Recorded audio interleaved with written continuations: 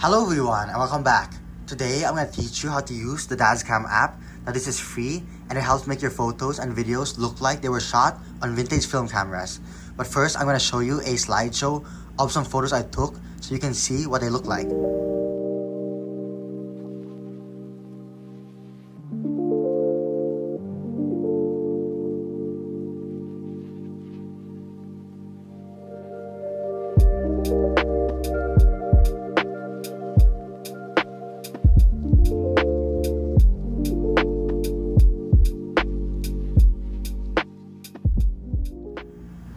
Now search for Dazz Cam on the App Store, download it, then press open.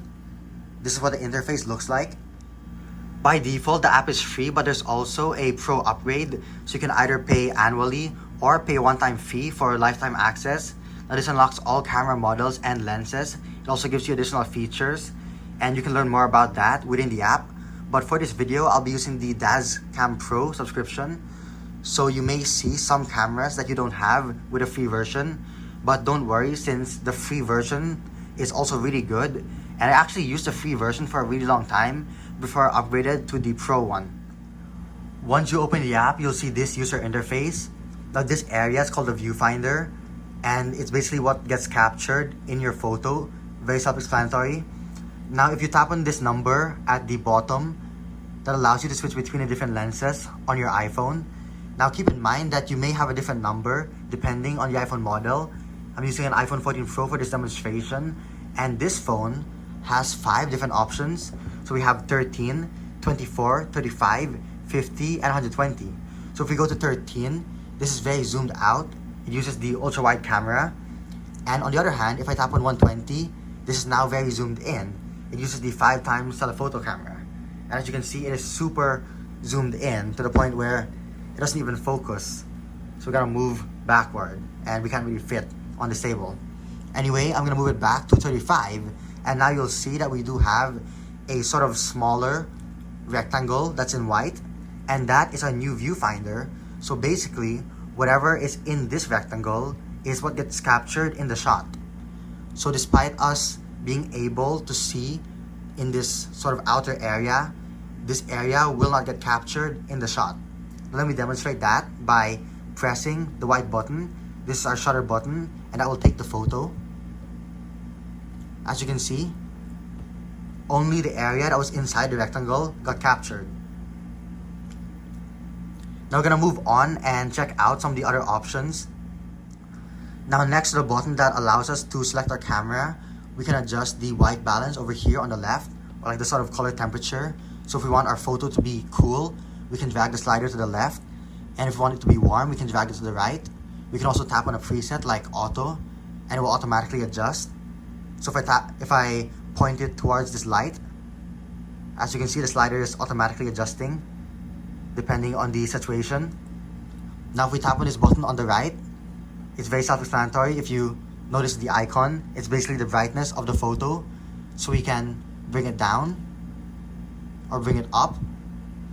So let's say we want a lower exposure, we can do like -5, which will make the photo darker.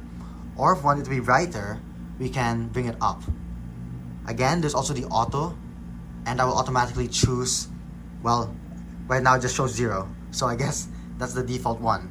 Although I'd highly recommend selecting a lower exposure, since that will make the photo look clearer. So let's say -2.5. If I take the shot, the photo will look like this, compared to the regular exposure at 0. Although it really depends on your personal preference. Now I'm quickly gonna go over this row of controls. So to the far left, this button lets you import photos that were taken outside of Dazz Cam. So for example, if you don't want to take a photo using the Dazz Cam app, you can just import one and apply the effects of that camera. Now keep in mind that this only works with certain camera models. Next button is this one. It lets you take 2 photos and kind of fuses them together like a long exposure.